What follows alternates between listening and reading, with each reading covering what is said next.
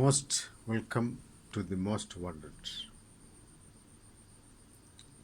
പ്രകൃതി ദുരന്തങ്ങൾ നമ്മുടെ മലയാള നാടിനെ, മാമല നാടിനെ വിട്ടൊഴിയാൻ പോകുന്നില്ല എന്ന സൂചന നൽകുന്നതാണ് ഇന്നും ഇന്നലെയുമായൊക്കെ സംസ്ഥാന വ്യാപകമായി ഉണ്ടായിട്ടുള്ള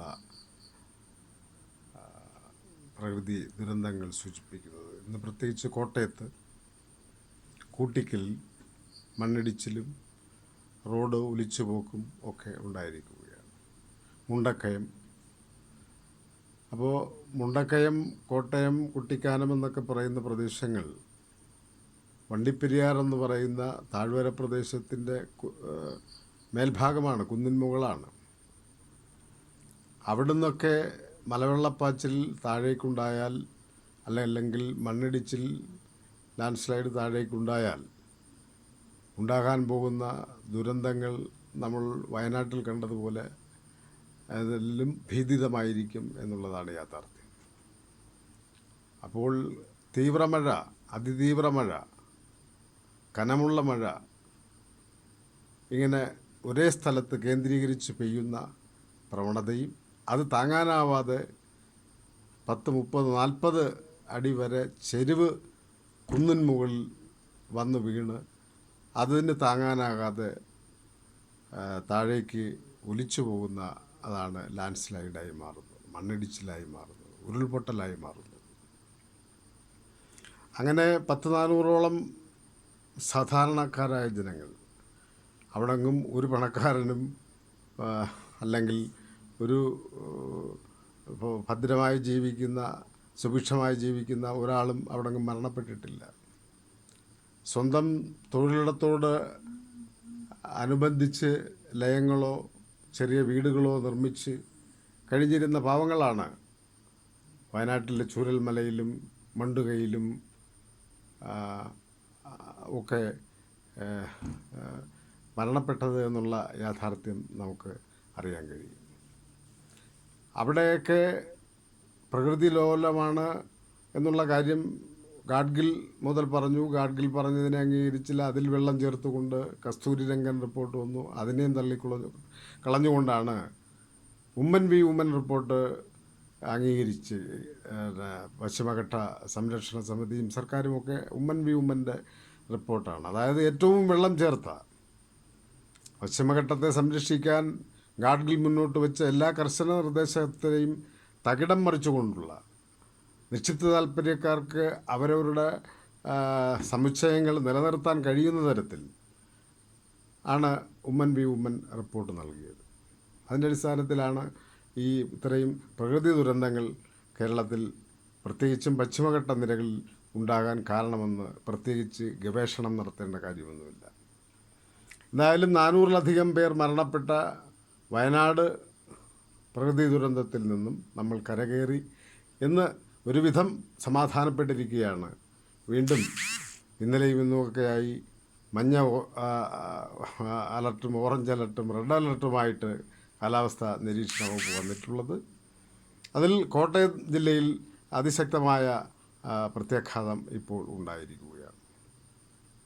ഇതെന്തുകൊണ്ടാണ് ഇങ്ങനെ സംഭവിക്കുന്നത്? ഇങ്ങനെ സംഭവിക്കുന്നതിന് കാരണമെന്താണ് എന്ന് കണ്ടുപിടിക്കുന്നതിന് വേണ്ടത്ര ശാസ്ത്രീയ പഠനങ്ങൾ ഇല്ലാതിരുന്നതിൻ്റെ പ്രശ്നമല്ല. ശാസ്ത്രീയ പഠനങ്ങൾ സമഗ്രമായുള്ളത് ഡോക്ടർ മാധവ് ഗാഡ്ഗിൽ തന്നെ സമർപ്പിച്ചതിൽ ഉണ്ട്. അതോടൊപ്പം തന്നെ വയനാട്ടിൽ ഈയിടയ്ക്ക് മിസ്റ്റർ KM ഷാജഹാൻ അദ്ദേഹത്തിൻ്റെ ഒരു വീഡിയോയിൽ പറയുന്നത് ഞാൻ കേട്ടു. ഹ്യൂം ഇൻസ്റ്റിറ്റ്യൂട്ട് എന്ന് പറയുന്ന ഒരു പ്രാദേശിക ശാസ്ത്ര പഠന കേന്ദ്രം, കാലാവസ്ഥാ പഠന കേന്ദ്രം നടത്തിയ സമഗ്രമായ പഠനം, അതിൻ്റെ റിപ്പോർട്ട് 2020 തന്നെ സംസ്ഥാന സർക്കാരിനും ബന്ധപ്പെട്ട കോഴിക്കോട്, വയനാട് അധികാരികൾക്കും നൽകിയതാണ്.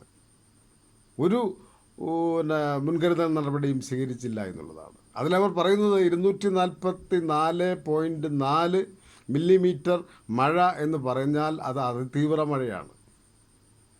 32 സ്ഥലങ്ങളിൽ അങ്ങനെ അതിതീവ്ര മഴ പെയ്യുകയും ഈ ദുരന്തത്തിൻ്റെ തലേ ദിവസം, ബാക്കി 8 400 മില്ലിമീറ്റർ മഴ പെയ്തു എന്നാണ് ആ റിപ്പോർട്ട് പറയുന്നതായി മിസ്റ്റർ ഷാജഹാൻ വെളിപ്പെടുത്തിയിട്ടുള്ളത്.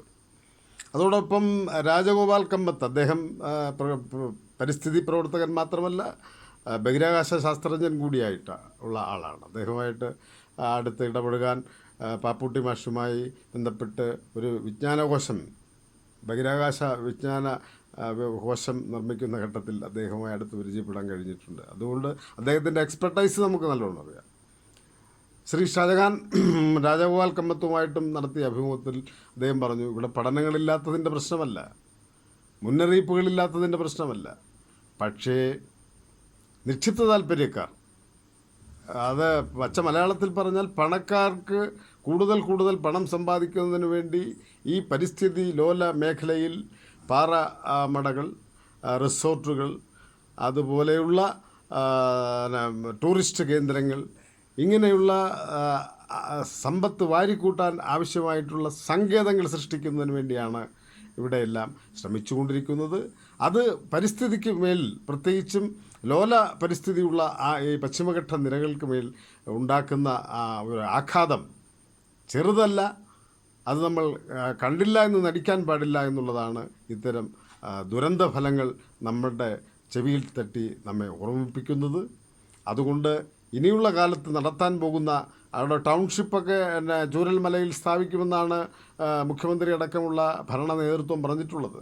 പക്ഷേ ആ ടൗൺഷിപ്പ് സ്ഥാപിക്കുന്നത് എവിടെ, ഇനി നാളെ ഒരു പ്രകൃതി ദുരന്തം ഉണ്ടായാൽ അതും കൂടി ഒലിച്ചു പോകുന്ന അവസ്ഥയിലുള്ള പ്രദേശങ്ങളിലാകാൻ പാടില്ല എന്നുള്ളതും ഒരു ശാസ്ത്രീയ പഠനത്തിൻ്റെ അടിസ്ഥാനത്തിൽ തന്നെ അത് ഉറപ്പാക്കിക്കൊണ്ട് തന്നെ വേണം അവിടെ ടൗൺഷിപ്പും മറ്റ് സമുച്ചയങ്ങളുമൊക്കെ സ്ഥാപിക്കാനുള്ളത്.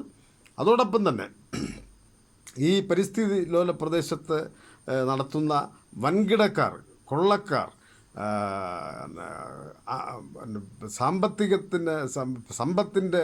സമ്പത്ത് കുന്നുകൂട്ടി വയ്ക്കാൻ ആഗ്രഹിക്കുന്ന ഈ നിക്ഷിപ്ത താല്പര്യക്കാരുടെ നിർമ്മാണ പ്രവർത്തനങ്ങളെ തടഞ്ഞാൽ മാത്രം ഇത്തരം പ്രകൃതി ദുരന്തങ്ങൾ ഒഴിവാക്കാൻ കഴിയും.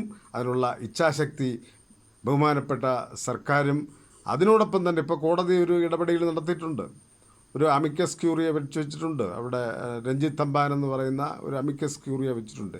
ഈ രഞ്ജിത്ത് തമ്പാൻ കഴിഞ്ഞ 7 വർഷക്കാലം സ്റ്റേറ്റിന് വേണ്ടി അറ്റോർണി ജനറൽ, അഡീഷണൽ അറ്റോർണി ജനറലായിട്ട് ഹൈക്കോടതിയിൽ വാദിച്ച ആളാണ്. നസ്രാണിയിൽ നിന്ന് നീതി പ്രതീക്ഷിക്കേണ്ട എന്ന് പറയുന്നത് പോലെ ഈ രഞ്ജിത്ത് തമ്പാനിൽ നിന്ന് എന്ത് നീതിയാണ് ഹൈക്കോടതി പ്രതീക്ഷിക്കുന്നതെന്ന് മനസ്സിലാകുന്നില്ല. ഇങ്ങനെയൊക്കെയുള്ള ആളുകളെ ഇത് നിയമിക്കുമ്പോൾ സാമാന്യ യുക്തിയെ പരിഹസിക്കുന്ന നടപടിയാണ് ബഹുമാനപ്പെട്ട കേരള ഹൈക്കോടതിയുടെ ഭാഗത്തു നിന്നുണ്ടാകുന്നത് എന്ന് പറയേണ്ടി വരുന്നതിൽ ഖേദമുണ്ട്.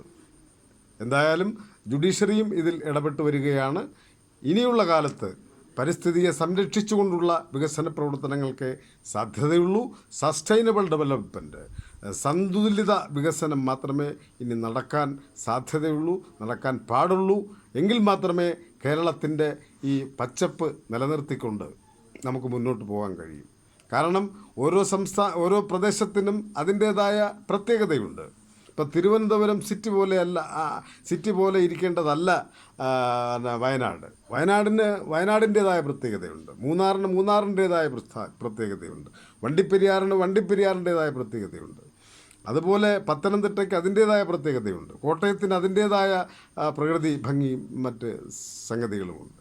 അപ്പോൾ ഓരോന്നിൻ്റെയും നിലനിൽപ്പിന് ആധാരമായിട്ടുള്ള ആവാസ വ്യവസ്ഥ തകർക്കുന്ന മനുഷ്യൻ്റെ അതിക്രമം തടഞ്ഞുകൊണ്ട് മാത്രമേ ഇനി വരുന്ന ഏതൊരു വികസന പ്രവർത്തനങ്ങളെയും, അത് ടൂറിസ്റ്റുകാരായാലും ഹോട്ടലുകാരായാലും പാറമടക്കാരായാലും ഏത് വമ്പന്മാർ വന്നാലും അവരെ തടഞ്ഞു നിർത്തി നമ്മുടെ നാട്ടിലെ സാധാരണക്കാരൻ്റെ ജീവൻ തുലയ്ക്കാൻ കഴിയില്ല എന്നുള്ള ഇച്ഛാശക്തിയോടുകൂടി ഉള്ള നടപടി മാത്രമേ ഇനി ഉണ്ടാകാവൂ.